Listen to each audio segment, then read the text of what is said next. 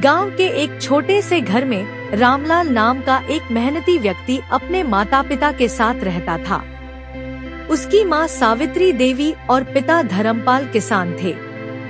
रामलाल दिन रात मेहनत करता था और अपने माता पिता का बहुत सम्मान करता था। जब उसकी शादी रुक्मिणी से हुई तो सभी बहुत खुश थे।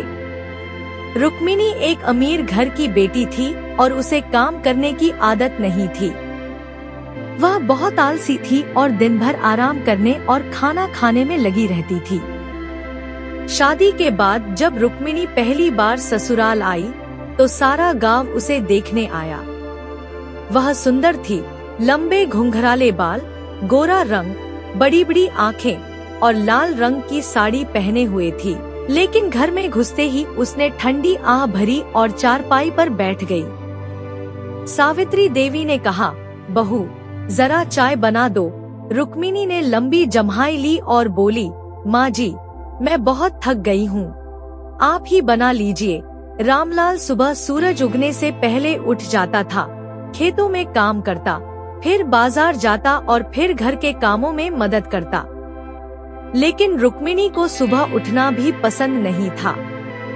एक दिन सावित्री देवी ने कहा, रुक्मिणी जरा आटा गूंद दो। रुक्मिणी बोली, माँ जी मुझे गूंदना नहीं आता। रामलाल ने हंसकर कहा, कोई बात नहीं, मैं कर दूंगा।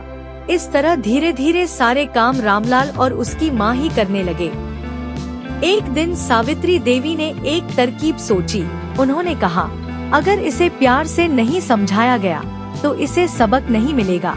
उन्होंने रुक्मिणी को आलसी लोगों के बारे में डरावनी कहानियाँ सुनानी शुरू कर दी। बहू सुना है कि जो औरतें काम नहीं करती उन्हें भूत उठा ले जाता है। रुक्मिणी घबरा गई, लेकिन फिर सोचा ये सब बातें झूठी होती हैं। एक दिन सावित्री देवी ने एक और चाल चली। उन्होंने घर के सारे काम करने से मना कर दिया।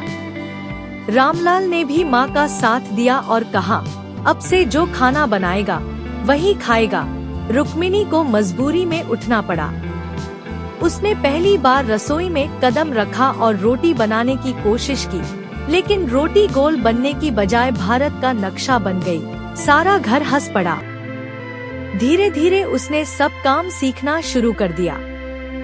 पहले आलसी रुक्मिणी अब मेहनती बन चुकी थी। कुछ महीनों बाद रुक्मिणी ने न सिर्फ घर के काम सीख लिए बल्कि अपने सास ससुर की भी मदद करने लगी। अब वह सुबह जल्दी उठती, खाना बनाती और घर को साफ सुथरा रखती। एक दिन सावित्री देवी ने मुस्कुराते हुए कहा, अब तो तू असली लक्ष्मी बन गई। बहू रुक्मिणी ने सिर झुका लिया और कहा, माँ जी आपने मुझे बहुत अच्छा सबक सिखाया। अब मैं भी मेहनत करना सीख गई हूँ।